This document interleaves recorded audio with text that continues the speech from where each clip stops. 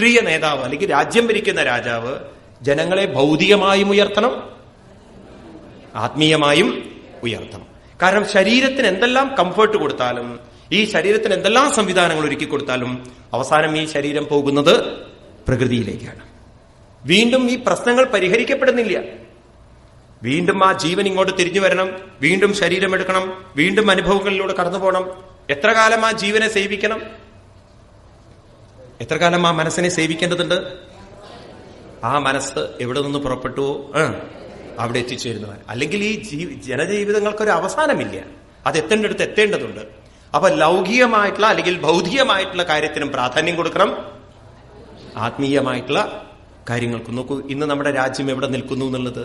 മനുഷ്യന്റെ മനസ്സിനെ ഉയർത്തുന്ന വല്ലതും നമ്മുടെ രാജ്യങ്ങളിലുണ്ടോ? ചിന്തിക്കും നിങ്ങൾ. നോക്ക്, ഇത്രയൊക്കെ പഴയ രാജാക്കന്മാരുടെ വിവേകമുണ്ടായിരുന്നു, അവര് അങ്ങനെയൊക്കെ ചിന്തിച്ചവരായിരുന്നു. എന്നിട്ട് അദ്ദേഹം പറഞ്ഞു, അതുകൊണ്ട് ഇത് ഞാൻ നിങ്ങൾക്ക് ചെയ്തു തന്നിട്ടില്ലെങ്കിൽ നിങ്ങളുടെ പാപം അനുഭവിക്കുന്നവനാവും എന്ന് പറഞ്ഞുകൊണ്ട് അശേഷ ജന്മോപജിതം മലം ധിയാം സദ്യക്ഷിണോത്യനു അന്വഹമേ ദിസതീം യഥാ പദാങ്കുഷ്ട വിനിസൃതാസരിൽ. ആരുടെ പാദപത്മങ്ങളെ കൊണ്ടാണോ, ഏത് ഭഗവാന്റെ കാരുണ്യം കൊണ്ടാണോ മനസ്സിനെ മാലിന്യങ്ങളൊക്കെ നീക്കിക്കൊണ്ട് നമുക്ക് ആ സദ്യക്ഷിണോതി നമ്മുടെ മനസ്സിന്റെ ദുഃഖങ്ങളൊക്കെ മാറ്റിക്കൊണ്ട് അവസാന കാലാകുമ്പോഴേക്കും പ്രായമാകുമ്പോഴേക്കും നമുക്ക് ഭഗവാനിലേക്ക് എത്തിച്ചേരാൻ സാധിക്കുന്നത്, അത് നിങ്ങൾക്ക് എത്തിച്ചു തരാൻ സാധിച്ചില്ലെങ്കിൽ, നിങ്ങൾ അതിലേക്ക് വഴി കാണിക്കാൻ സാധിച്ചില്ലെങ്കിൽ പിന്നെ ഞാൻ രാജാവായിരിക്കുന്നതിൽ എന്ത് അർത്ഥമുണ്ട്? അതുകൊണ്ട് എനിക്ക് നിങ്ങൾക്ക് നിങ്ങളുടെ സംസ്കൃതിയെ, നിങ്ങളുടെ എല്ലാവിധത്തിലുള്ള സംസാര ദുഃഖങ്ങളെയും മാറ്റാൻ നമുക്ക് സത്സംഗങ്ങളിലേക്ക് മനസ്സിനെ നയിക്കണം എന്ന് പറഞ്ഞുകൊണ്ടിരിക്കുന്ന സമയത്താണ് രാജാവിനെ അനുഗ്രഹിച്ചുകൊണ്ട് അങ്ങോട്ട് കടന്നു വരുന്നു സനൽകുമാരാദി മഹർഷിമാര്. അതാണ് അതിന്റെ ഭാഗ്യം എന്ന് പറയുന്നത്. ഇപ്പൊ രാജാവ് ജനങ്ങളെ ഉയർത്തേണ്ട കാര്യങ്ങളിലേക്ക് മനസ്സ് വെക്കുമ്പോ തന്നെ, അവരെ ആ രീതിയിലേക്ക് ഹൈഡ് ചെയ്യുമ്പോ തന്നെ, അത്തരത്തിലുള്ള ചിന്തകൾ വന്നപ്പോ തന്നെ അവരെ ഉയർത്താൻ സഹായിക്കുന്ന സജ്ജനങ്ങൾ വന്നു. അപ്പൊ പ്രായം കൂടുന്തോറും നമ്മൾ മറ്റൊരാൾക്ക് ഭാരമാവാതിരിക്കണമെങ്കിൽ, നമ്മുടെ മനസ്സ് പ്രശ്നങ്ങൾ ഉണ്ടാവാതിരിക്കണമെങ്കിൽ, മനസ്സിന് സന്തോഷവും ധൈര്യവും ഒക്കെ ഉണ്ടാവണമെങ്കിൽ മനസ്സ് ആരിലേക്ക് തിരിയെന്നെ വേണം? ഭഗവാനിലേക്ക്. അല്ലെങ്കിൽ എന്താ ഉണ്ടാവുകയെന്നറിയോ? ഒരു ബോധം ഉണ്ടാവില്ല. ചില ആളുകൾക്ക് ഉണ്ടല്ലോ, ജീവിക്കുന്നത് ചത്തതിനൊക്കുമേ ജീവിച്ചിരിക്കലെന്ന്. ഒരു ചെറുപ്പക്കാരൻ പറയാണ്, എന്റെ അച്ഛന്റെ ഗതി എന്താന്ന് എനിക്കും അറിയില്ല. ബോധമില്ല. മനസ്സ് അവസാനം ആവുമ്പോഴേക്കുണ്ടല്ലോ എവിടേക്കോ തിരിഞ്ഞു പറഞ്ഞ ഇപ്പൊ അൽഷീമിയസ് എന്നൊക്കെ പറഞ്ഞ പുതിയ രോഗങ്ങളുണ്ടല്ലോ. ചോദിച്ചു എന്ത് പറ്റിയെന്ന്. ഇങ്ങൊരു വടി പിടിച്ചിട്ടാ നടക്കുക. എന്നിട്ട് എന്ത് ചോദിച്ചാല് വടി കിടക്കയിൽ കൊണ്ടുവയ്ക്കും, എന്നിട്ടൊരു മൂലയിൽ പോയി ചാരി നിൽക്കും. എന്താ അച്ഛാ ചെയ്യണത്? അച്ഛനറിയില്ല ഏതാ വടി ഏതാ ഞാൻ എന്നുള്ളത്. ഇപ്പൊ വടി കിടക്കയിൽ കൊണ്ടുവയ്ക്കുമ്പോ അദ്ദേഹത്തിന് തോന്നുന്നത് ഞാൻ കിടക്കണമെന്നാണ്. അപ്പൊ അങ്ങെന്താ അവിടെ ചെയ്യണത്? വടി ചാരി വെച്ചിരിക്കുകയാണ്. എന്താ അവരോട് പറയാ? വയസ്സുകാലത്ത് ഇങ്ങനത്തെ ബോധങ്ങളൊക്കെ ഉള്ള ആൾക്കാരുണ്ട്, അവിവേകികളായിട്ടുള്ള ആളുകളുണ്ട്. കുറ്റം പറഞ്ഞിട്ട് കാര്യമില്ല. ആവുന്ന കാലത്ത് മനസ്സിനെ ഉയർത്തിയിട്ടില്ലെങ്കിൽ ഏതെങ്കിലും തെറ്റായിട്ടുള്ള ചിന്തകളിലൊക്കെ കുരുങ്ങി അത് മനുഷ്യനെ വഴിതെറ്റിക്കും. അതുകൊണ്ട് ഞാൻ നിങ്ങളെ ഉയർത്തിയിട്ടില്ലെങ്കിൽ ഞാൻ വഴിതെറ്റിക്കുന്നവനായി തീരും എന്ന് പറഞ്ഞ് അദ്ദേഹം പറയുമ്പോഴേക്കും നമോ വവൃത്ത സത്വായ പുരുഷായ മഹീയസേ യോ ബ്രഹ്മക്ഷത്രമാവിശ്യ വിവർത്തീതം സ്വതേജസാം. ഏതൊരു മഹാത്മാക്കളുടെ കാരുണ്യം കൊണ്ടാണോ നമ്മുടെ ജീവിതം ധന്യമാക്കാൻ സാധിക്കുന്നത്, ആ സജ്ജനങ്ങളെ നമുക്ക് സേവിക്കാൻ സാധിച്ചാൽ നമ്മുടെ ജീവിതം ഉയർത്താം എന്ന് പറയുമ്പോഴേക്കും അങ്ങോട്ട് വരുന്നു ജനേഷു പ്രഗണ്ണൽ സേവം പൃഥും പൃഥുല വിക്രമം തത്രോപജഗ്മുനയ ചത്വാര സൂര്യവർച്ചസ. ചത്വാര എന്ന് പറഞ്ഞാൽ 4 പേര്. അവരായിരുന്നു സനകൻ, സനന്ദൻ, സനൽകുമാരൻ, സനാഥൻ. അപ്പൊ ഭഗവാൻ അന്ന് പറഞ്ഞല്ലോ, ഭഗവാനോട് ആവശ്യപ്പെട്ടുവല്ലോ, എനിക്ക് 1000കണക്കിന് ചെവികളുടെ ശക്തി തരണം. എന്ത് വേണം? ശക്തി വേണം. എന്തിന്? സത്സംഗങ്ങൾ കേൾക്കാൻ. ഇന്നതാ നോക്കൂ, ഭഗവാൻ അനുഗ്രഹിച്ചതുപോലെ അദ്ദേഹത്തിന് സ്വയം ഉയരാനല്ല, സ്വയം തന്നെ മാത്രം ഉയർത്താനല്ല തോന്നിയത്, മറ്റുള്ളവരെയും കൂടി ഉയർത്താനുള്ള ആ വിവേകം അവിടേക്ക് കടന്നു വരുന്നു ആ മഹാത്മാക്കള്. അവരെ കണ്ടതും സ്വാഗതം വോദിജ ശ്രേഷ്ഠാം യദ്വൃതാനി മുമുക്ഷവാം ചരന്തി ശ്രദ്ധയാധീര ബാലാ ഏവ ബൃഹന്തിജ. മഹാത്മാക്കളെ സ്വാഗതം, സ്വാഗതം. നിങ്ങളുടെ ആ സാന്നിധ്യം കൊണ്ട് തന്നെ ഞങ്ങൾ പവിത്രീകരിക്കപ്പെട്ടു. ഞങ്ങളെല്ലാം അങ്ങ് ശ്രദ്ധയോട് കൂടിയിട്ട് ഞങ്ങളെ ഉയർത്താൻ വേണ്ടിയിട്ട് മുമുക്ഷുക്കളായിട്ട് നിങ്ങളുടെ മുന്നിലിരിക്കുന്നു. ഇനി നിങ്ങൾ ഞങ്ങളോട് കുശലം ചോദിക്കുന്നതും ഞങ്ങൾ നിങ്ങളോട് കുശലം ചോദിക്കുന്നതും വാസ്തവത്തിൽ ആവശ്യമില്ലാത്തതാണ്. എന്തുകൊണ്ടാണ്? പ്രച്ഛിന്ന കുശലം നാഥാം ഇന്ദ്രിയാർത്ഥാർത്ഥവേദിനം വ്യസന്നാവായതസ്മിൻ പതിദാനം സ്വകർമ്മഭി. നിങ്ങൾ ഞങ്ങളോട് കുശലം ചോദിക്കുകയാണ്. കുശലം നാഥ ഇന്ദ്രിയാർത്ഥാർത്ഥവേദിനം. ഈ ലൗകിക ലോകത്തിൽ മാത്രം ജീവിക്കുന്ന ഞങ്ങളോട് സുഖം തന്നെയല്ലേ എന്ന് ചോദിക്കുന്നതിൽ അർത്ഥമില്ല. കാരണം ഞങ്ങളെ സംബന്ധിച്ച് ആത്മാർത്ഥമായി പറഞ്ഞാൽ ഒരു സുഖവും ഇല്ല. പിന്നെ സുഖമുണ്ടോ എന്ന് ചോദിക്കുന്നതിൽ അർത്ഥമില്ല. മനസ്സിലാവുണ്ടോ? അതായത് യഥാർത്ഥത്തിലുള്ളൊരു സുഖം അനുഭവിക്കാത്തവരോട് സുഖമാണോ ചോദിക്കുന്നത് അർത്ഥമില്ലാത്തൊരു ചോദ്യമാണ്. അതുകൊണ്ട് ഞങ്ങളോട് സുഖമാണോ എന്ന് ചോദിക്കുന്നതിൽ അർത്ഥമില്ല. ഇനി നിങ്ങളോടാണെങ്കിലോ ഭവൽ സുകുശല പ്രശ്ന ആത്മാരാമേഷു നേഷ്യതേ കുശല അകുശല എത്ര ന സന്ധിമതിവൃത്തയ.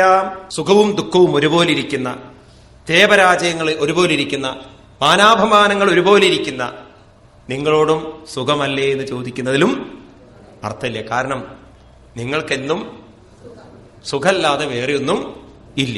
ആത്മാരാമന്മാരായ നിങ്ങളോട് ചോദിക്കുന്നതിലും അർത്ഥമില്ല, ഞങ്ങളോട് ചോദിക്കുന്നതിലും അർത്ഥമില്ല. കാരണം നമ്മൾ രണ്ടുപേരും രണ്ടു തലത്തിലാണ്. ഒരാൾ ഉയർന്ന തലത്തിലാണെങ്കിൽ നമ്മളെന്നും നമ്മുടെ തലത്തിലാണ്.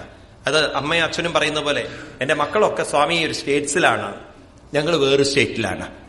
അവരും സ്റ്റേറ്റ്സിലാണ്, ഇവരും സ്റ്റേറ്റിലാണ്. ഇതുപോലെയാണ് ഞങ്ങളുടെ അവസ്ഥ, ഈ കാര്യങ്ങൾ. അതുകൊണ്ട് നിങ്ങൾ ഞങ്ങളെ ഉയർത്തിയാലും അതുകൊണ്ട് മഹാത്മാക്കളെ ഞങ്ങളത് നമസ്കരിക്കുന്നു എന്ന് പറഞ്ഞ് സംഗമഗ്ഗലു സാധൂനാം ഉഭയേഷാം ച സത്സമ്മത യൽ സംഭാഷണ സംപ്രശ്ന സർവേഷാം വിദനോദിശം.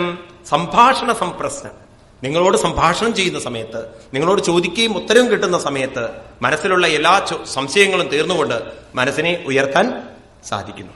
അപ്പൊ നമ്മുടെയൊക്കെ സംശയങ്ങൾ തീരണമെങ്കിൽ ഇതിനെയാണ് സംവാദം എന്ന് പറയുക.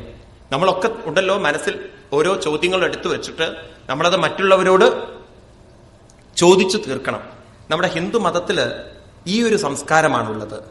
ഒന്നും നമുക്ക് ഉപദേശിക്കുകയല്ല, എല്ലാം സംഭാഷണങ്ങളാണ്, ചോദ്യോത്തരങ്ങളാണ്. ഞാൻ നേരത്തെ പറയണ്ടായി നിങ്ങളോട്, ഇതെല്ലാം സംവാദ രൂപത്തിലാണ് പറഞ്ഞിരിക്കുന്നത്.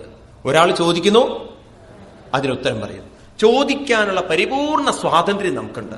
ആ ചോദിക്കാനുള്ള സ്വാതന്ത്ര്യത്തെ നമ്മൾ ഉപയോഗപ്പെടുത്തിയിട്ട് നമ്മുടെ സംശയങ്ങളെയൊക്കെ തീർത്തുകൊള്ളണം.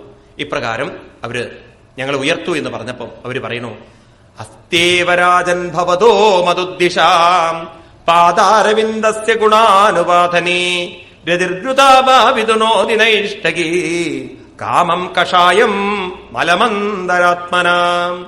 മനസ്സിന്റെ മാലിന്യങ്ങൾ തീർക്കുന്ന കാമം കഷായം മലം അന്തരാത്മന. അന്തരാത്മാവിനെ അനുഭവിക്കാൻ തടസ്സം നിൽക്കുന്ന മനസ്സിന്റെ കാമ തുടങ്ങിയിട്ടുള്ള വികാരങ്ങളാകുന്ന മലങ്ങളെ തീർക്കുന്ന രതിർ പാദാരവിന്ദ ഗുണാനുവാദനേ.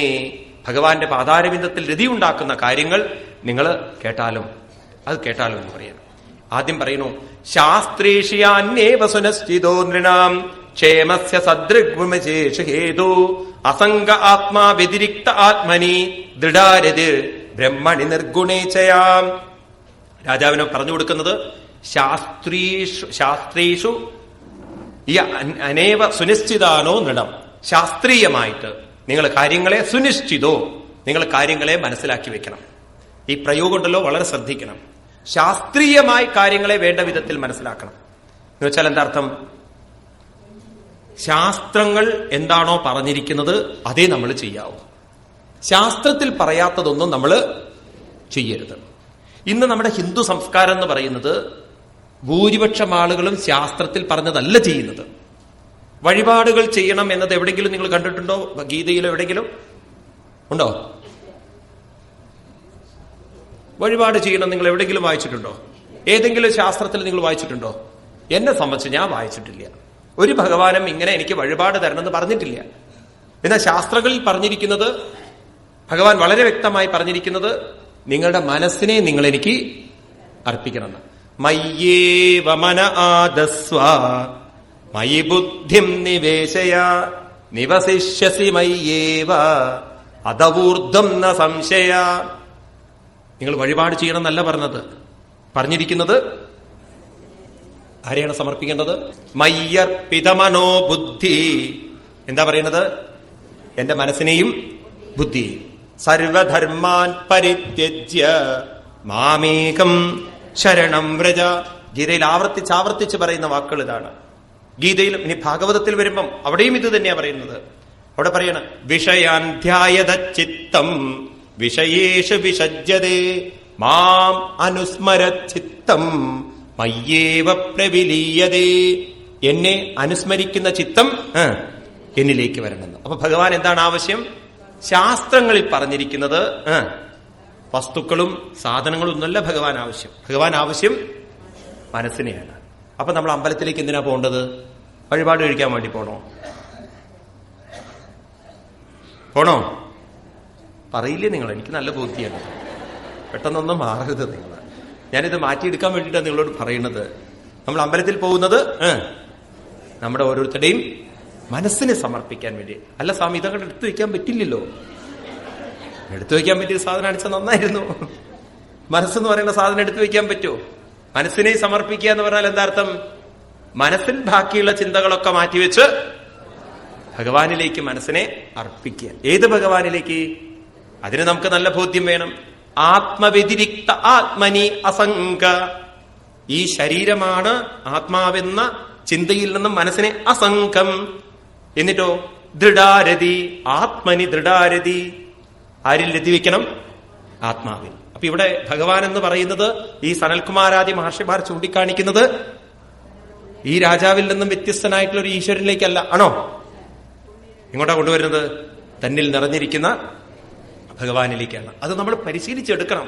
നമ്മളിൽ തന്നെ നിറഞ്ഞിരിക്കുന്ന ഭഗവാനിലേക്ക് മനസ്സ് വരണമെങ്കിൽ ശരീരത്തെക്കുറിച്ചുള്ള ചിന്ത, ശരീരവുമായി ബന്ധപ്പെട്ട ആളുകളെ കുറിച്ചുള്ള ചിന്ത, ശരീരവുമായി ബന്ധപ്പെട്ട വസ്തുക്കളെ കുറിച്ചുള്ള ചിന്തകളൊക്കെ മാറ്റിവെച്ചിട്ട് സർവധർമ്മ എന്ന് പറഞ്ഞാൽ മനസ്സിലെ എല്ലാ ധർമ്മങ്ങളും വിട്ടുകൊണ്ട്, ചിന്തകളും വിട്ടുകൊണ്ട് ആ ഭഗവാനിലേക്ക് മനസ്സിനെ കുറച്ചു നേരത്തേക്ക് സമർപ്പിക്കാൻ സാധിച്ചാൽ ബ്രഹ്മണി നിർഗുണേ ചയാം, ആ ഭഗവാനിലേക്ക് ആ മനസ്സ് ചേരും.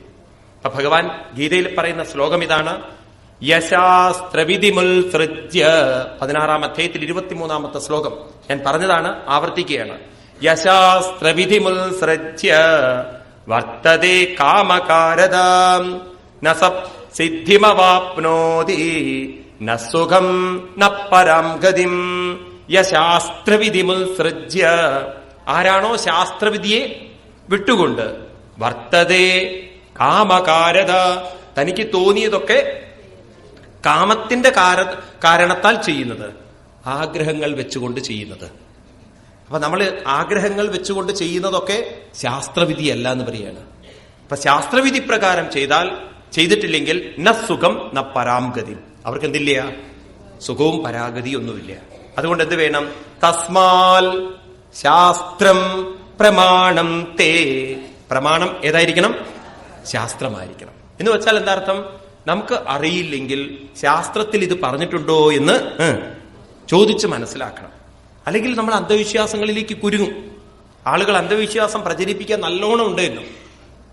പണ്ടൊക്കെ ഉണ്ടായിരുന്ന ഒരു കാർഡ് അയക്കും വീട്ടിലേക്ക്, ഇത് 108 പേർക്ക് അയച്ചു കൊടുക്കണമെന്ന്, എന്നാൽ ലോട്ടറി അടിക്കും അത്രേ. ആളുകൾ ഇതിന്ന് എഴുതും ലോട്ടറി വിടരുതെന്ന്. ഇപ്പൊ ഒക്കെ ഒന്ന് കുറഞ്ഞിട്ടുണ്ട്. ഇപ്പൊ SMS ആയി മാറിയിട്ടത്. അങ്ങനെയൊക്കെ പുതിയ പുതിയ റെവല്യൂഷണറി അന്ധവിശ്വാസങ്ങളിലാണ് ആളുകൾ. അങ്ങനെയൊക്കെ ഓരോ അന്ധവിശ്വാസങ്ങൾ നമ്മുടെ ഉള്ളിൽ ഉറപ്പിച്ചുകൊണ്ട് ആ വൈകുന്നേരം രാമായണം വായിക്കാൻ പാടുമോ? ഹനുമാൻ സ്വാമി കോപിക്കും അത്രേ. അങ്ങനെയൊക്കെയുള്ള അന്ധവിശ്വാസങ്ങളുണ്ട്. വീണ്ടും ഉണ്ട്. ഒരു വീട്ടിൽ ചെന്നപ്പോ അവര് പറയാണ് ഓടക്കോളിൽ എടുത്തു വെച്ചിരിക്കണം കൃഷ്ണന്റെ. അപ്പൊ എന്തു പറ്റി ഓടക്കോളിന്? ഓടക്കോളിൽ വെച്ചാൽ കൃഷ്ണൻ സ്വാമി സമ്പത്ത് ഊതികളയും. ഏമായി പോയി. അയാൾക്ക് ഊതുന്ന പണി ഇനി അയാൾക്ക്. പക്ഷെ സമ്പത്ത് ഊതും അത്ര അയാൾ. ഇങ്ങനെയൊക്കെയുള്ള അന്ധവിശ്വാസങ്ങൾ അങ്ങോട്ട് ആരോ പ്രചരിപ്പിച്ച് അതാണെങ്കിൽ ന്യൂസ് പേപ്പറിനേക്കാൾ ശക്തിയാണ് അതിന്. അത് കണക്ട് ചെയ്യും ആളുകൾ വേഗം. ആന ഓടിയോ ദൈവം കോപിച്ചു. ദൈവം ആനയുടെ ഒരു ബന്ധവുമില്ല.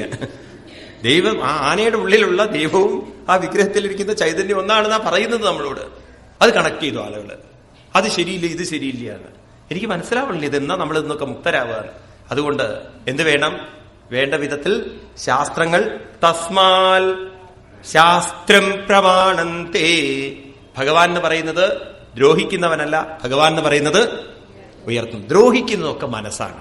നിങ്ങൾ നെഗറ്റീവായി ചിന്തിച്ചാൽ നിങ്ങളുടെ മനസ്സ് നിങ്ങളെ നെഗറ്റീവായി ദ്രോഹിക്കും. നിങ്ങൾ പോസിറ്റീവായി ചിന്തിച്ചാൽ നിങ്ങളുടെ മനസ്സ് നിങ്ങളെ പോസിറ്റീവായിട്ട് എല്ലാം നിങ്ങൾ ആ രീതിയിൽ കാണാൻ തുടങ്ങിക്കഴിഞ്ഞാലല്ലോ മനസ്സിൽ വലിയൊരു മാറ്റം വരുത്താൻ സാധിക്കും. തസ്മാൽ ശാസ്ത്രം പ്രമാണന്തേ കാര്യകാര്യവ്യവസ്ഥിതോ ജ്ഞാത്വാ ശാസ്ത്രവിധാനോക്തം കർമ്മ കർത്തുമിഹാർഹസി. കർമ്മം കർത്തും ഇഹ അർഹസി. ഒരാൾക്ക് കാര്യങ്ങൾ ചെയ്യാനുള്ള അർഹത ശരിക്കെപ്പോഴാ വരുന്നത്? ജ്ഞാത്വാ ശാസ്ത്രം വിധാനോക്തം. പറഞ്ഞ പ്രകാരം എന്തിനെ മനസ്സിലാക്കണം? ശാസ്ത്രത്തെ മനസ്സിലാക്കണം. അപ്പൊ ഗീത എന്ന് പറയുന്ന ഒരു ശാസ്ത്രമാണ്, ഭാഗവതം എന്ന് പറയുന്നത് ശാസ്ത്രമാണ്. അപ്പൊ നമ്മൾ ചോദിക്കേണ്ടത്, ഇത് ഭാഗവതത്തിൽ പറഞ്ഞിട്ടുണ്ടോ ഇങ്ങനെ ചെയ്യണമെന്ന്? ആരെന്ത് വിഡ്ഢിത്തം പറഞ്ഞാലും നമ്മൾ ഉറപ്പിക്കണം, ഇത് ഭാഗവതത്തിൽ പറഞ്ഞിട്ടുണ്ടോ, ഇത് ഗീതയിൽ പറഞ്ഞിട്ടുണ്ടോ, ഇങ്ങനെയാണോ ചെയ്യേണ്ടതെന്ന്. അങ്ങനെ നമ്മുടെ ശ്രദ്ധ നമ്മൾ ശാസ്ത്രത്തിലേക്ക് കൊണ്ടുവന്നാൽ, ശാസ്ത്രം കാണിച്ചു തരുന്ന വഴിയിലൂടെ പോയാൽ എത്തേണ്ടടുത്ത് എത്താം. അല്ലെങ്കിൽ ഉണ്ടല്ലോ പറയണ അന്തേനേവ നീയമാന യഥാന്ത. ഒരന്തൻ വേറൊരു അന്തനെ നയിക്കുന്നത് പോലെയാണ്. അവനും വല്ല കുണ്ടിലും ചാടും, പിന്നാലെ പോകുന്നവനും കുഴിയിൽ ചാടും. അവനും എത്തില്ല, പോകുന്നവനും എത്തില്ല. അതുകൊണ്ട് രാജൻ മനസ്സിലാക്കും, നിങ്ങൾ ശാസ്ത്രേഷു സുനിശ്ചിതം, ശാസ്ത്രത്തെ വേണ്ട വിധത്തിൽ ഉറപ്പിക്കും. എന്നിട്ടോ അതിലെന്ത് വേണം? സാ ശ്രദ്ധയാ ഭഗവൽ ധർമ്മചര്യാം ജിജ്ഞാസയാധ്യാത്മിക യോഗനിഷ്ഠയാ യോഗേശ്വരോപാസനയാ ച നിത്യം പുണ്യശ്രവ കഥയാ പുണ്യാച്ച സാ ശ്രദ്ധയാ. ഈ ശാസ്ത്രത്തിൽ ശ്രദ്ധ വേണം. ശാസ്ത്രവും ശ്രദ്ധയും, ഈ വാക്കുകൾ ഞാൻ ആവർത്തിച്ചതാണ്, ഞാൻ വീണ്ടും ആവർത്തിക്കുകയാണ്. ശാസ്ത്രം എന്ന് പറയുന്നത്, ഞാൻ മുമ്പ് പറഞ്ഞൊരു ഉദാഹരണം നിങ്ങൾ ഓർക്കുന്നുണ്ടോ എന്നറിയില്ല. ഒരമ്മ ബാത്റൂമിൽ വഴുക്കി വീഴുന്നു. എന്നിട്ട് പുത്രനോട് പറയുന്നു അവിടെ ശ്രദ്ധിക്കണം, കാരണം അവിടെ വഴുക്കലുണ്ട്. അത് അമ്മയ്ക്ക് പറയാൻ സാധിച്ചത്, അമ്മയ്ക്ക് ആ വഴുക്കലിനെ കുറിച്ച് അനുഭവവും അറിവും ഉണ്ട്. അനുഭവത്തിൽ നിന്നുണ്ടായൊരു അറിവാണത്. അതിനെയാണ് ശാസ്ത്രം എന്ന് പറയുക. ശാസ്ത്രം എന്നത് അനുഭവവുമായി ബന്ധപ്പെട്ടിരിക്കുന്നു. അനുഭവവുമായി ബന്ധപ്പെടാത്തതിനൊന്നും എന്ത് വിളിക്കില്ല? ശാസ്ത്രം എന്ന് വിളിക്കില്ല. ശാസനാൽ ത്രായതേ, അനുഭവത്തിൽ നിന്നും ഉണ്ടാകുന്നതാണ് ശാസ്ത്രം. അമ്മ പറയാണ്, മോനെ പ്ലഗിൽ കൈവയ്ക്കരുത്, ഷോക്ക് അടിക്കുന്നു പറഞ്ഞാൽ അതിൽ കറണ്ടുണ്ടെന്ന് ആർക്കറിയാം? അമ്മയ്ക്കറിയാം. മോനെ വിളക്ക് തൊടരുത്, കൈ പൊള്ളുന്ന് പറയുമ്പോൾ അതിൽ ചൂടുണ്ട് എന്നുള്ളത് അമ്മയ്ക്കറിയാം. അതൊക്കെ ശാസ്ത്രമാണ്. അപ്പൊ ശാസ്ത്രം എന്ന് പറയുന്നത് അനുഭവജ്ഞാനത്തെയാണ് ശാസ്ത്രം എന്ന് പറയുന്നത്. മറ്റ് സ്വർഗത്തിൽ പോയാൽ അവിടെ ദൈവം ഉണ്ടാവും, ഇവിടെ ദൈവം ഉണ്ടാവും, നരകത്തിൽ പോയി അങ്ങനെ ഒരു അനുഭവം ഉണ്ടാവും. ഇതൊന്നും ശാസ്ത്രമല്ല. കാരണം ആരും അതൊന്നും അനുഭവിച്ച് അവിടെ പോയി വന്നിട്ട് പറഞ്ഞിട്ടില്ല അവിടെ എങ്ങനെ സാധനം ഉണ്ട് എന്നുള്ളത്. മനസ്സിലായില്ലേ? അതിനൊരു ശാസ്ത്രം എന്ന് പറയാൻ പറ്റില്ല. ഇവിടെ നമുക്ക് എന്ത് അനുഭവിക്കാൻ പറ്റുന്നുണ്ടോ അത് ശാസ്ത്രമാണ്. എന്നിട്ട് പറയുന്നു ശാസ്ത്രത്തിൽ ശ്രദ്ധ വേണമെന്ന്. തീർച്ചയായിട്ടും ശ്രദ്ധ എന്ന് പറഞ്ഞാൽ എന്തായിരിക്കും അർത്ഥം? ശ്രദ്ധ എന്ന് പറഞ്ഞാൽ എന്തായിരിക്കും അർത്ഥം?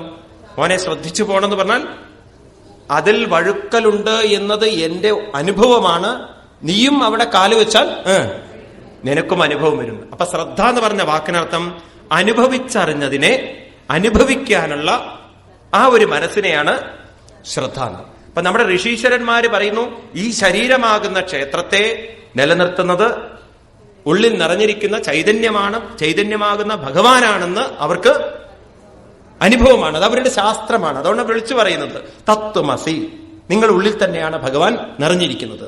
ഇനി നമ്മൾ അതിൽ എന്ത് വെക്കണം? ശ്രദ്ധ വെക്കണം. എന്ന് വെച്ചാൽ എന്താ അർത്ഥം? അവരുടെ അനുഭവത്തെ നമ്മളും അനുഭവിക്കണമെങ്കിൽ വഴുക്കലുള്ള കുളിമുറിയിലേക്ക് കുട്ടി കാലി വെക്കുന്ന സമയത്ത് അവന് മനസ്സിലാവുകയാണ് അമ്മ പറഞ്ഞത് ശരിയാണ്. അതുപോലെ മഹാത്മാക്കൾ ഏതൊരു ആത്മാവിനെയാണോ മനസ്സുറപ്പിച്ച് സാക്ഷാത്കരിച്ച, മനസ്സ് സമർപ്പിച്ച് സാക്ഷാത്കരിച്ചത്, അതിലേക്ക് നമ്മളും മനസ്സിനെ സമർപ്പിക്കുമ്പം അപ്പം നമുക്ക് മനസ്സിലായി നമ്മുടെ ഋഷീശ്വരന്മാര് പറഞ്ഞത് ശരിയാണ്. അല്ലാത്തടത്തോളം കാലം നമുക്ക് മനസ്സിലാവില്ല അത്. അപ്പൊ അങ്ങനെയാണ് ആ വാക്കുകൾ വന്നത്. ഒന്ന് ശാസ്ത്രമെന്നും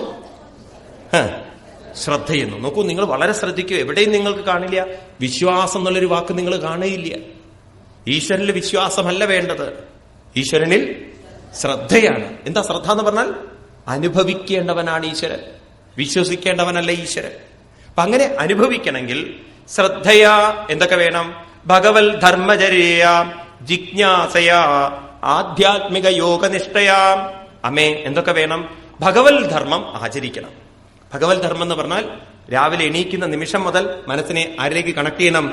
ഭഗവാനിലേക്ക്. എന്നിട്ട് എന്ത് ചെയ്യണം? ജിജ്ഞാസയോടുകൂടി കാര്യങ്ങൾ വീണ്ടും വീണ്ടും കേട്ടുറപ്പിക്കണം. യോഗേശ്വരോപാസനയ, തുടക്കത്തിൽ മനസ്സിനെ ഏകീഭവിക്കാൻ സാധിക്കുന്നില്ലെങ്കിൽ, ഏകാഗ്രമാക്കാൻ സാധിക്കുന്നില്ലെങ്കിൽ ഏതെങ്കിലും ഒരു മൂർത്തിയുടെ രൂപത്തെ ഉപാസിച്ചു കൊള്ളണം. അവിടെയാണ് വിഗ്രഹങ്ങളെ എടുക്കുന്നത്. വിഗ്രഹങ്ങളെ നിഷേധിച്ചിട്ടില്ലേ നമ്മുടെ പൂർവികന്മാര്? നിങ്ങൾക്ക് ഉയരാൻ പ്രയാസമായി തോന്നുകയാണെങ്കിൽ, നടക്കാൻ പ്രയാസമുണ്ടെങ്കിൽ ഒരു വടി പിടിക്കൂ എന്ന് പറഞ്ഞ പോലെ വടി ആവാതിരിക്കാൻ ഒരു വടി പിടിക്കൂ എന്ന് പറഞ്ഞതുപോലെ നിങ്ങളുടെ മനസ്സിനെ നിങ്ങൾക്ക് കോൺസെൻട്രേറ്റ് ചെയ്യാൻ പ്രയാസമുണ്ടെങ്കിൽ നിങ്ങൾ എന്ത് വേണം? ഒരു വിഗ്രഹത്തെ പിടിക്കൂ. എന്നിട്ടോ ക്രമേണ പുണ്യശ്രവയാ ശ്രവകഥയാ പുണ്യയാച്ച, ഭഗവാന്റെ കഥകളൊക്കെ കേട്ടുകൊണ്ട് അങ്ങനെ മനസ്സിനെ പാകപ്പെടുത്തി അഹിംസയാ, ഇനി നമ്മുടെ ജീവിതത്തിലേക്ക് വരണം, റിഫ്ലക്ഷൻ ചെയ്യണം, ഹിംസ കുറയണം മനസ്സിൽ നിന്ന്. അഹിംസയാ പാരമഹംസചര്യ സ്മൃത്വാ സ്മൃത്യാ മുകുന്ദരിത ഗ്രസിതി സ്മൃത്യാ മുകുന്ദാചരിത ഗ്രസീധുനാം യമേരക അകാമേ നിയമേ ശാപ്യ നിന്ദയാ നിരീഹയാ ദ്വന്ദ്വതിദിക്ഷയാച്ച. ഇങ്ങനെ നമ്മുടെ മനസ്സിൽ നെഗറ്റീവായിട്ടുള്ള ചിന്തകളൊക്കെ കുറഞ്ഞു കുറഞ്ഞു കുറഞ്ഞ് മറ്റുള്ളവരെയൊക്കെ നമ്മൾ വേദനിപ്പിക്കുന്ന സ്വഭാവങ്ങളൊക്കെ കുറഞ്ഞു കുറഞ്ഞ് സംസ്കരിപ്പിച്ച് ദ്വന്ദ്വതിദിക്ഷയാ സമം. എങ്ങനെയിരിക്കണം? മനസ്സ് സമബുദ്ധിയിൽ എത്തിക്കണം. അങ്ങനെ ഉപാസന ചെയ്ത് ചെയ്ത് ചെയ്ത് അവിടേക്ക് എത്തിക്കണം. എന്നിട്ടോ അവിടെ എത്തിക്കഴിഞ്ഞാലോ ഹരേർ മുഹുസ്തൽ പരകർണപൂര ഗുണാഭിധാനേന വൃജംബമാണയ ഭക്ത്യാഹി അസംഗ സത്യനാത്മനി സ്യാൽ നിർഗുണേ ബ്രഹ്മണി ചഞ്ചസാരതി. അങ്ങനെ മനസ്സ് സമബുദ്ധിയിലായി കഴിഞ്ഞു കഴിഞ്ഞാൽ ഭഗവാന്റെ നിരന്തരമായ സ്മരണം കൊണ്ടും ശ്രവണം കൊണ്ടും സ്മരണം കൊണ്ടും ക്രമേണ നമ്മുടെ മനസ്സിനെ ഹി അസംഗം, മനസ്സ് മറ്റുള്ള ചിന്തകളിൽ നിന്ന് അസംഗമായിട്ട് നിർഗുണേ ബ്രഹ്മണി, ആരിലേക്ക് തിരിക്കണം? ഉള്ളിൽ നിറഞ്ഞിരിക്കുന്ന ഗുണാതീതനായിരിക്കുന്ന രൂപാതീതനായിരിക്കുന്ന ഭഗവാനിലേക്ക്. അപ്പൊ രൂപത്തിൽ നിന്നും സമബുദ്ധി കൈവരിച്ച് സമബുദ്ധിയിൽ നിന്നും ഭഗവാനിലേക്ക്, രൂപാതീതനായിരിക്കുന്ന ഭഗവാനിലേക്ക് മനസ്സ് കൊണ്ടുവന്ന് അഞ്ചസാരതി, ആ പ്രേമത്തിൽ മനസ്സിനെ ദൃഢീഭവിപ്പിക്കണം. ഇങ്ങനെ യഥാരതിർ ബ്രഹ്മണി നൈഷ്ടകീ പുമാൻ ആചാര്യവൻ ജ്ഞാനവിരാഗരം ഹസാം ദഹത്യവീരം ഹൃദയം ജീവകോശം പഞ്ചാത്മകം യോനിമോത്തിതോഗ്നി. ഇപ്രകാരം ആരുടെ മനസ്സാണോ ആ ഭഗവാനിൽ നൈഷ്ടകി ആയിട്ടുള്ള രതി, നൈഷ്ടകി രതി എന്ന് പറഞ്ഞാൽ നേരത്തെ അഭ്യസിച്ചുണ്ടാക്കിയ രതിയാണെങ്കിൽ ഇപ്പോ അത് നൈസർഗികമായ എന്ന് വെച്ചാൽ സ്വാഭാവികമായ പ്രയത്നമില്ലാത്ത രതി. അത് നമ്മളൊരു സ്വഭാവം വാർത്തെടുത്തു കഴിഞ്ഞാൽ കുറെ കഴിഞ്ഞാൽ ആ സ്വഭാവം നമ്മുടെ ജീവിതത്തിന്റെ ഭാഗമായിട്ട് മാറും. അത് പിന്നെ നമ്മൾ അതിന് അഭ്യസിക്കേണ്ട ആവശ്യമില്ല, അത് ക്രമേണ അങ്ങനെ വന്നോളും. ഈ ഭാഷ പോലെയാണത്. അവരെ നാട്ടിൽ ജീവിച്ചു കഴിഞ്ഞാൽ കുറെ കഴിഞ്ഞാൽ ഭാഷ നിങ്ങൾക്ക് നിങ്ങളുടേതായിട്ടായിട്ട് മാറും. പിന്നെ നിങ്ങൾ അഭ്യസിക്കേണ്ട ആവശ്യമില്ല. ഒരിക്കലും മലപ്പുറം ജില്ലയിൽ ഒരു സ്കൂളിൽ ഇൻസ്പെക്ഷന് പോയി ഒരു എഇഒ. അപ്പൊ അദ്ദേഹം തൃശ്ശൂർ നെറ്റിയാ പോയത്. അപ്പൊ അവിടെ ഇൻസ്പെക്ഷന് പോയ സമയത്ത് മലപ്പുറം ജില്ലയിൽ അവിടുത്തെ അക്ഷരങ്ങളിലൊക്കെ പലതും ഉച്ചാരണത്തിൽ വളരെ വ്യത്യാസങ്ങളുണ്ട്. അപ്പൊ ഇദ്ദേഹം ചെന്നപ്പോ ഒരു 9ാം ക്ലാസ്സിൽ അവിടെ ഒരു അധ്യാപകൻ മലയാളം പഠിപ്പിക്കുകയാണ്. അപ്പൊ നല്ല മഴയുള്ള ദിവസം ഒരു കുട്ടി വൈകി വന്നു. അപ്പൊ ഇദ്ദേഹം ആ സമയത്ത് ആ ക്ലാസ്സിൽ കയറിയത്. അപ്പൊ ഇദ്ദേഹം ആ കുട്ടിയോട് ചോദിച്ചു, എന്താ കുട്ടി സമയം 10-10:15 എന്താ അത്ര വൈകിയിരിക്കണത് എന്ന്. ഉടനെ ആ കുട്ടി പറഞ്ഞെന്താ അറിയോ? മഴ പെയ്ത് വയ്യെല്ലാം കൊയകൊയാന്നിരിക്കണമെന്ന്, അതുകൊണ്ടാ വൈകിയത് സാറേ. അപ്പൊ ഇദ്ദേഹം അധ്യാപകനോട് ചങ്ങ എന്താ സബ്ജക്ട് പഠിപ്പിക്കുന്നതെന്ന് പറഞ്ഞ മലയാളം. ഇതെന്താ ഴാ എന്നുള്ളിടത്തൊക്കെ യാന്ന് ചേർക്കണോ? ഇദ്ദേഹം അധ്യാപകന്റെ മുഖത്ത് നോക്കിയപ്പോ അദ്ദേഹം പറയണ അവർക്കത് പറഞ്ഞ് പയക്കായിരിക്കണമെന്ന്. വെറുതെയുള്ള കുട്ടികളുടെ ഉച്ചാരണം അങ്ങനെയായി പോയത്. ഇദ്ദേഹം ഓടി ഹെഡ് മാസ്റ്റർ അടുത്തേക്ക്, എന്ത് തോന്നിവാസാണ് സാറേ നിങ്ങൾ സ്കൂളിൽ നടക്കണത്? 9ാം ക്ലാസ്സിലെ കുട്ടിക്ക് ഉച്ചാരണ ശുദ്ധി ഇല്ല എന്ന് പറഞ്ഞാൽ ഇനിയിപ്പോ എപ്പോഴാ ഇവനൊക്കെ ശുദ്ധി ഉണ്ടാവുക? ഉടനെ അദ്ദേഹം ചാടിയിട്ട് പറഞ്ഞു, നിങ്ങൾ അതിൽ കുഴപ്പമുണ്ടാക്കരുതെന്ന്. അദ്ദേഹത്തിന് മനസ്സിലായി ഇത് മൊത്തം ഇതൊരു മാറാരോഗം പോലെയാണത്. ഇതുപോലെ ശീലിച്ച് കഴിഞ്ഞാൽ ആ ഭാഷയെ നമുക്ക് വരുള്ളൂ. ആ ഭാഷ പെട്ടെന്ന് നമുക്ക് മാറ്റാൻ പറ്റില്ല. ഇതുപോലെ നമുക്ക് ഈശ്വര പ്രേമം അഭ്യസിച്ച് അതും നമുക്ക് എന്താക്കാം? സ്വാഭാവികമാക്കാം. നമ്മൾ പ്രയത്നം ചെയ്യാതെ തന്നെ മനസ്സ് എവിടേക്ക് പോവും? ഭഗവാനിലേക്ക്. ഒരു പരുന്ത് പറന്ന് അതിന്റെ കൂട്ടിലേക്ക് പോവാൻ അതിനാരും വഴി കാണിച്ചു കൊടുക്കേണ്ടതില്ലല്ലോ. അതുപോലെ നമ്മുടെ മനസ്സ് ലോകത്തിൽ വ്യാപാരങ്ങൾ ചെയ്താലും അത് വീണ്ടും ആരിലേക്ക് വന്നോളും? ഭഗവാനിലേക്ക് വന്നോളും. ഇപ്രകാരം ഹൃദയം ജീവകോശം ദഹതി അവീര്യം പഞ്ചാത്മകം യോനി വിവോത്തിതോഗ്നി. എപ്രകാരമാണോ ഒരു അരണി കടഞ്ഞാൽ അതിൽ നിന്ന് തീ വരുന്നത്, അതുപോലെ മനസ്സ് നിരന്തരമായി ഭഗവത് സ്മരണം കൊണ്ട് നമ്മുടെ ഉള്ളിലുള്ള വേണ്ടാത്ത സംസ്കാരങ്ങളെല്ലാം കത്തിക്കരിഞ്ഞ് ഈ ശരീരബോധത്തിൽ നിന്ന് മനസ്സ് ആരിലേക്ക് തിരിയും? ഭഗവാനിലേക്ക്. പഞ്ചാത്മകം എന്ന് പറഞ്ഞാൽ പഞ്ചഭൂതങ്ങളാൽ നിലനിർത്തുന്ന ശരീരത്തിൽ നിന്ന് മനസ്സ് ഈശ്വരബോധത്തിലേക്ക് വരും. അന്ന് അങ്ങയുടെ മനസ്സ് ദഗ്ധാശയോ മുക്ത സമസ്ത തൽഗുണോ നൈവാത്മനോ ബഹിരന്തര വിജഷ്ടേ പരാത്മനോ യൽ വ്യവധാനം പുരസ്താൽ സ്വപ്നേയത പുരുഷസ്ഥൽ വിനാശേ. എപ്രകാരമാണോ സ്വപ്നത്തിൽ നിന്നും ഒരാൾ എണീറ്റ് കഴിഞ്ഞാൽ അയാളുടെ മനസ്സ് വീണ്ടും സ്വപ്നത്തിലേക്ക് പോവോ? അതുപോലെ ഒരു വ്യക്തിയുടെ മനസ്സ് ഭഗവാനിലേക്ക് ഉയർന്നു കഴിഞ്ഞാൽ, പരമാത്മാവിലേക്ക് ഉയർന്നു കഴിഞ്ഞാൽ, ഏവ ആത്മനോ ബഹിർ അന്തർവിജഷ്ടേ, ഭഗവാൻ ഉള്ളിലുമല്ല ഭഗവാൻ പുറത്തുമല്ല എന്ന് പറഞ്ഞാൽ എന്താർത്ഥം? എല്ലായിടത്തും ആ ഭഗവാൻ തന്നെയാണെന്നുള്ള ബോധം അയാൾ കുറയ്ക്കും. അവര് വ്യവധാനം, പിന്നൊരിക്കലും ഭഗവാനും അയാളും വേറെയാണെന്ന് തോന്നില്ല എന്നാണ്. അയാളുടെ മനസ്സ് ഭഗവാനിൽ നിന്നും അന്യമാണെന്ന് അയാൾക്ക് തോന്നില്ല. അയാളുടെ മനസ്സ് പരിപൂർണമായി എവിടെ നോക്കിയാലും അയാൾക്ക് ആരെ തന്നെ കാണാം? ഭഗവാനെ കാണാൻ പറ്റും. അങ്ങനെ ഒരു അവസ്ഥയിലേക്ക് രാജൻ ഉയരണമെന്ന് ഇത് കേട്ടതും രാജാവിന് വളരെ ആദരവ് തോന്നി, ബഹുമാനം തോന്നി. രാജൻ, അങ്ങേക്ക് ഇത് സാധിക്കും, അങ്ങയുടെ ജീവിതം അത്രയും സഫലമായിട്ടുണ്ട്, അതുകൊണ്ട് അങ്ങ് തുടങ്ങി വെക്കൂ എന്ന് പറഞ്ഞിട്ട് അദ്ദേഹത്തിനെ പ്രേരണ കൊടുത്തുകൊണ്ട് അവസാനം ഉപദേശം കൊടുത്തുകൊണ്ട് പറയാണ്, തത്വം നരേന്ദ്ര ജഗതാമതസ്തുഷം ച ദേഹേന്ദ്രിയ സുധിഷ്ണാത്മഭിരാവൃതാനം യക്ഷേത്രവിത്തപതയാ ഹൃദി വിശ്വകാവിൽ പ്രത്യക്ഷകാസ്തി ഭഗവൻ തമവേഹി സോസ്മി. അത് തന്നെ ഭഗവാൻ എന്നുറപ്പിക്കുമെന്ന്. തത്വം നരേന്ദ്ര തൽത്വം നരേന്ദ്ര ജഗതാം സത്തുഷം ദേഹേന്ദ്രിയ സുദക്ഷിണാത്മഭിരാവൃതാനം. അങ്ങയുടെ ശരീരം, അങ്ങയുടെ മനസ്സ്, അങ്ങയുടെ ബുദ്ധി, അങ്ങയുടെ പ്രാണൻ, ഇതിനെല്ലാം ആരാണോ ആവൃതാനം നിലനിർത്തുന്നത്? യക്ഷേത്രവിത്തപതയാ, ഈ ക്ഷേത്രമാകുന്ന ക്ഷേത്രത്തിന് ചൈതന്യം പകരുന്നത് ആരാണോ? ഹൃദി, ആരാണോ ഈ ഹൃദയത്തിൽ ഈ ഹൃദയത്തിൽ നിറഞ്ഞിരിക്കുന്നത്, പ്രത്യക്ഷമായിരിക്കുന്ന, ചകാസ്തി പ്രകാശിച്ചുകൊണ്ടിരിക്കുന്ന ആ സത്യത്തെ തന്നെയാണ് അഹം ഭഗവാൻ തമേഹി, ഭഗവാൻ എന്ന് മനസ്സിലാക്കിയിരിക്കുന്നത്. അപ്പൊ എല്ലാവരുടെ ശരീരത്തിലും ശരീരത്തെ നിലനിർത്തുന്നത് മനസ്സ്, മനസ്സിനെ നിലനിർത്തുന്നത് ഉള്ളിൽ നിറഞ്ഞിരിക്കുന്ന ചൈതന്യം. ആ ചൈതന്യത്തിലാണ് ഇതെല്ലാം നിലനിൽക്കുന്നത് മനസ്സിലാക്കി അത് തന്നെ ഭഗവാൻ എന്ന് ഉറപ്പിച്ചുകൊണ്ട് അങ്ങയുടെ മനസ്സിനെ അതിൽ ഉറപ്പിക്കൂ. അങ്ങക്ക് ഈ സംസാര സാഗരത്തിൽ നിന്നും ഉയരാൻ സാധിക്കും എന്നൊക്കെ പറഞ്ഞ് അവരവിടെ നിന്ന് പോവുകയാണ്. ആ പാതാരവിന്ദത്തെ നമസ്കരിച്ചു. ആ നമസ്കരിച്ചുകൊണ്ട് പറഞ്ഞു, കൃതോമേനുഗ്രഹപൂർവം ഹരിണാർത്താനുകമ്പിന തമാപാദയിതം ബ്രഹ്മൻ ഭഗവൻ യൂയമാഗതാം. സത്യത്തിൽ എന്നെ അനുഗ്രഹിക്കാനും എന്റെ ജനങ്ങളെ അനുഗ്രഹിക്കാനുമാണ് മഹാത്മാക്കളെ നിങ്ങളിവിടെ വന്നിരിക്കുന്നത്. ഞാൻ വളരെ ധന്യാത്മാവായി, കൃതാത്മാവായി, എന്റെ ജീവിതം സഫലമായി എന്ന് പറഞ്ഞ് ആ രാജാവ് പിന്നീട് രാജ്യം ഭരിക്കുന്നത് വളരെ അദ്ദേഹത്തിന്റെ ജീവിതത്തിൽ മാറ്റം വന്നു എന്നാണ്. അദ്ദേഹം രാജ്യം ഭരിക്കുന്നതിനെ കുറിച്ച് പറയാണ്. 49, 51, 52 ശ്ലോകങ്ങളിൽ പറയുന്നു, വൈന്യസ്തുതുര്യോ മഹതാം സംസ്ഥിതാധ്യാത്മശിക്ഷയാ ആപ്തകാമിമാത്മാനം മേനെ ആത്മന്യവസ്ഥിതാം. തന്റെ മനസ്സിനെ ആത്മസ്വരൂപനായ ഭഗവാനിൽ ഉറപ്പിച്ചുകൊണ്ട് തന്റെ ജീവിതം സഫലമായി കഴിഞ്ഞു. രാവിലെ ആയി തന്നെ അദ്ദേഹത്തിന്റെ മനസ്സ് പറയും, എന്റെ ജീവിതം ധന്യമാണ്, കൃതാർത്ഥമാണ്, പവിത്രമാണ്, സംതൃപ്തമാണ്. വാസ്തവത്തിൽ എനിക്ക് എന്താണ് ആവശ്യം? ഒന്നും ആവശ്യമില്ല. ഈ മനസ്സത്രമാത്രം ഭഗവാനോട് ചേർന്നിരിക്കുന്നുണ്ട്, ഭഗവാനിലേക്ക് ലയിച്ചിരിക്കുന്നുണ്ട്. ഇനി പ്രത്യേകിച്ചൊന്നും എനിക്ക് നേടാനൊന്നുമില്ല. എങ്കിലും കർമ്മണിച്ച യഥാകാലം യഥാ ദേശം യഥാബലം യഥോചിതം യഥാവിത്തം അകരോൽ ബ്രഹ്മസാൽകൃതം. ഒന്നിനൊരു കുറവ് വരുത്തിയില്ല. യഥാകാലം യഥാദേശം, ഏത് ആളുകളോട് എപ്പോ എങ്ങനെ പെരുമാറണോ അതൊക്കെ ഭംഗിയായിട്ട് ചെയ്തു. പക്ഷെ എല്ലാം ബ്രഹ്മസാൽകൃതം. ആരിലർപ്പിച്ചു? ഞാൻ വെറും ഒരു നിമിത്തം, ഭഗവാന്റെ കയ്യിലിരിക്കുന്ന ഉപകരണം. ഇതെല്ലാം സാധിപ്പിച്ചു തരുന്നത് ഭഗവാനാണ്, വരുന്നതെല്ലാം ഭഗവാന്റെ പ്രസാദം. ഇപ്രകാരം അദ്ദേഹം മനസ്സിനെ വെച്ചുകൊണ്ട് ഫലം ബ്രഹ്മണി വിന്യസ്യാം നിവിഷ്ടംഗസമാഹിതാം നിർവിഷ്ടംഗസമാഹിത കർമാധ്യക്ഷം മന്വാന ആത്മാനം പ്രകൃതേ പരം ഗൃഹേഷു വർത്തമാനോപി സ സാമ്രാജ്യാശ്രയാന്വിത നാസജ്ജേതിന്ദ്രിയാർത്ഥേഷു നിരഹം മതി അർക്കവൽ. ഓ, ഗംഭീരമായൊരു അനുഭവങ്ങളാണ് അദ്ദേഹത്തിന്റെ.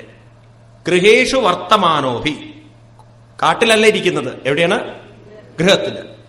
നാ സജ്ജേത്, അദ്ദേഹത്തിന്റെ മനസ്സ് ഒന്നിനോടും ആസക്തി കാണിച്ചില്ല, സംഘമുണ്ടാക്കിയില്ല. നാ സജ്ജേത് ഇന്ദ്രിയാർത്ഥേഷു നിരഹം മതി, ഞാനാണ് ഇതിനെ കൊണ്ടു നടക്കുന്നതെന്നും ഇതൊക്കെ എന്റെയാണെന്നും മനസ്സിൽ തോന്നിയില്ല. ആരെ പോലെ? അർക്കവത്, ആരെ പോലെ? സൂര്യനെ പോലെ. എന്താ സൂര്യന്റെ പ്രത്യേകത? സൂര്യൻ പ്രകൃതിസ്ഥനാണെങ്കിലും ഈ പ്രകൃതിയുള്ള സകല ചരാചരങ്ങളെയും സൂര്യനാണ് ഉണർത്തുന്നത്, അതിനൊക്കെ പ്രവർത്തിപ്പിക്കുന്നത് അല്ലേ? അതിലുള്ള ഫോട്ടോസിന്തസിസ് തുടങ്ങിയുള്ള പ്രക്രിയകളൊക്കെ സൂര്യന്റെ സഹായം കൊണ്ടാണ് നടക്കുന്നത്. എല്ലാം ചെയ്യുന്നുണ്ടെങ്കിലും സൂര്യൻ പറയുന്നു, ഇതൊന്നും ഞാനല്ല ചെയ്യുന്നത്, ഞാനൊരു നിമിത്തമായിട്ട് അങ്ങനെ പോകുന്നു. സൂര്യൻ ആരിൽ നിന്നൊന്നും പ്രതീക്ഷിക്കുന്നില്ല, ഞാനാണ് ചെയ്യുന്നതെന്നൊരു അഭിമാനവും വെക്കാതെ കടന്നുപോകുന്ന സൂര്യനെ പോലെ ഞാനാണ് ഈ രാജ്യം കൊണ്ടു നടക്കുന്നത്, എന്റെ വീട് കൊണ്ടു നടക്കുന്നത്, ഇതൊക്കെ എന്റെയാണ് എന്നുള്ള ചിന്തകളൊന്നും അദ്ദേഹത്തിന്റെ മനസ്സിനെ വേദനിപ്പിച്ചില്ല.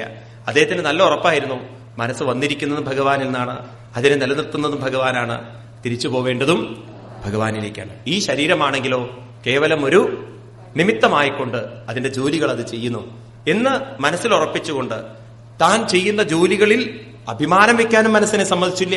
അതിൽ നിന്ന് ഇന്ന ഫലം കിട്ടിയാലേ എനിക്ക് സന്തോഷമാകുള്ളൂ എന്നും പറയാൻ മനസ്സിനെ സമ്മതിച്ചില്ല. അങ്ങനെ ആരെപ്പോലെ രാജ്യം ഭരിച്ചു? സൂര്യനെ. ഇങ്ങനെയൊക്കെ ഒരു അവസ്ഥയുണ്ട് എന്നാണ് പറയുന്നത്.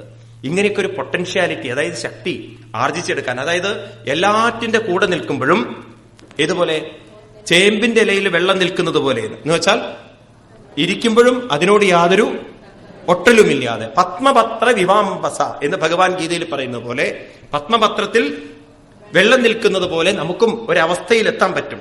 ഇപ്പോ നമുക്കത് എത്താറായിട്ടില്ല. നമ്മൾ അഭ്യസിച്ച് പോയി കഴിഞ്ഞാൽ എന്തിന്റെ എല്ലാം കൂടെ നമ്മൾ നിന്നാലും അതിനോടൊന്നും മനസ്സിന് യാതൊരു ഒട്ടലുമില്ലാത്തൊരവസ്ഥയിൽ ഒരു ഹയർ ലെവലിലേക്ക് നമുക്ക് എത്താൻ പറ്റും. അന്ന് നമുക്കുണ്ടല്ലോ ഇതൊന്നും ഒരു ഭാരവുമല്ല എന്ന് പറയാണ്. ഭാര്യയും മക്കളും വീടും ഒന്നും ഒരു ഭാരമല്ല. കാരണം ആ ചിന്തകളൊന്നും ആരെ വേദനിപ്പിക്കില്ല? മനസ്സിനെ വേദനിപ്പിക്കില്ല. കാരണം മനസ്സിന് സ്വന്തം എന്ന് പറയുന്നത് ആര് മാത്രമേ ഉണ്ടാവുള്ളൂ? ഭഗവാൻ. അവിടുന്ന് വന്നു, അവിടുന്ന് പോകണം. ഇതൊക്കെ ശരീരവുമായി ബന്ധപ്പെട്ടത്, ശരീരമുള്ളിടത്തോളം കാലം ഇതൊക്കെ ഉണ്ട്. ഇതൊന്നും എന്റെ അല്ല, ഇതെല്ലാം പ്രകൃതിയുടെ. ഞാനാണെങ്കിലോ ഭഗവാന്റെയാണ്. ഇങ്ങനെ ഒരു ലെവലിലേക്ക് നമ്മൾ ഇപ്പോഴേ പരിശ്രമിച്ചാൽ ഒരുപക്ഷെ ഈ ജന്മം സാധിച്ചില്ലെങ്കിലും ഇനിയൊരു ജന്മം വരികയാണെങ്കിൽ നമുക്ക് അത്രയും ഹയർ ലെവലിലേക്ക് ഉയർന്നുകൊണ്ട് വരാൻ പറ്റില്ലേ? അന്ന് നമുക്ക് ഏതിന്റെ കൂടെയൊക്കെ പോയാലും ഏതിന്റെ കൂടെയൊക്കെ ജീവിച്ചാലും അതൊന്നും നമ്മളെ അലട്ടാത്തൊരവസ്ഥ വരും. അത് കൈവരിക്കാൻ ആർക്ക് സാധിച്ചു? പൃഥുവിന് സാധിച്ചു. നോക്കണേ, വളരെ ശ്രദ്ധിക്കണേ. അദ്ദേഹം യജ്ഞം ചെയ്തു, ഉയർന്നില്ല. ഉണ്ടോ? ഭഗവാനിൽ നിന്നും ഉപദേശങ്ങൾ കിട്ടി, സത്സംഗങ്ങൾ കിട്ടി. അദ്ദേഹം ഉയർന്നത്, പൃഥുവിന് ഈ ഉയർച്ചയൊക്കെ വന്നത് വ്യക്തമായ ഒരു കാഴ്ചപ്പാട് അദ്ദേഹത്തിന് സജ്ജനങ്ങളിൽ നിന്നും മനസ്സിലാക്കാൻ സാധിച്ചു. അതാണ് നമ്മൾ മനസ്സിലാക്കി വെക്കേണ്ടത്. ഹിന്ദു മതത്തിന്റെ ഒരു വലിയൊരു സന്ദർഭം ഇതാണ്. അത് ഈ വെറും ഒരു അമ്പലത്തിൽ മാത്രം പോയിട്ടുണ്ടല്ലോ ആളുകൾ പോകുമ്പോണ്ടല്ലോ വലിയൊരു കാഴ്ചപ്പാട് അവർക്ക് നഷ്ടപ്പെടുകയാണ്. എന്നാൽ സത്സംഗങ്ങളൊക്കെ ഉൾക്കൊണ്ടുകൊണ്ടാണ് അമ്പലത്തിൽ പോകുന്നതെങ്കിൽ ആ മൂർത്തിയിൽ കുറച്ചുനേരം ഭഗവാന്റെ ചൈതന്യം കണ്ട് അങ്ങനെ ഉപാസിച്ച് അതേ ചൈതന്യം തന്നെയാണ് തന്നിലിരിക്കുന്ന ബോധത്തിലേക്ക് മനസ്സിനെയൊക്കെ ഉയർത്തിക്കൊണ്ടുവരികയാണെങ്കിൽ അതേ ക്ഷേത്രം അവരെ ഉയർത്തും. അല്ലെങ്കിലോ അവിടെ ഒരു ദൈവമുണ്ട്, പ്രാർത്ഥിച്ചതൊക്കെ തരും, ആ കിടക്കണു ഭഗവാനെ 101 രൂപ പാൽപായസം കഴിച്ചിട്ടുണ്ട്, ഒക്കെ തന്നോളൂ എന്ന്. തന്നിട്ടില്ലെങ്കിലോ ഇങ്ങനെ ഒരു ചതി ഗുരുവായൂരപ്പ ചെയ്യരുതെന്ന് അങ്ങോട്ട് തിരിച്ച് 4 ചീത്തയും പറഞ്ഞിട്ട് ഈ ഭക്തിയിലാണ് പോകുന്നതെങ്കിൽ അവരൊക്കെ അന്തേനേവ നിയമാന യഥാന്ത. ഒരന്തൻ വേറെന്തന്റെ പിന്നാലെ. ഇപ്രകാരം അദ്ദേഹം രാജ്യം പിന്നീട് മക്കളെ ഏൽപ്പിച്ചുകൊണ്ട് അവിടെ നിന്നും അദ്ദേഹം തപസ് ചെയ്യാൻ വേണ്ടി പോയി എന്നാണ് കഥ. അങ്ങനെ തപസ് ചെയ്യാൻ പോയപ്പം അവിടെ വെച്ച് തന്റെ മനസ്സിനെ പരിപൂർണമായിട്ട് ഭഗവത് സ്മരണയിലേക്ക് ഉയർപ്പിച്ചുകൊണ്ട് അദ്ദേഹം ശരീരം ഉപേക്ഷിച്ചപ്പോൾ അദ്ദേഹത്തിന്റെ പത്നി അതുപോലെ തന്നെ ആ ഭർത്താവിനെ സ്മരിച്ചുകൊണ്ട് അവർ ശരീരം ഉപേക്ഷിച്ചു എന്നാണ്. ആ സമയത്ത് പത്നിയുടെ ശരീരം ഉപേക്ഷിക്കപ്പെട്ടപ്പോ 23-ാം അധ്യായത്തില് ദേവിമാര് പറയുന്നൊരു ശ്ലോകമുണ്ട്. 28-ാമത്തെ ശ്ലോകം. ഞാൻ ചില ശ്ലോകങ്ങൾ സെലക്ട് ചെയ്ത് പറയാണ്.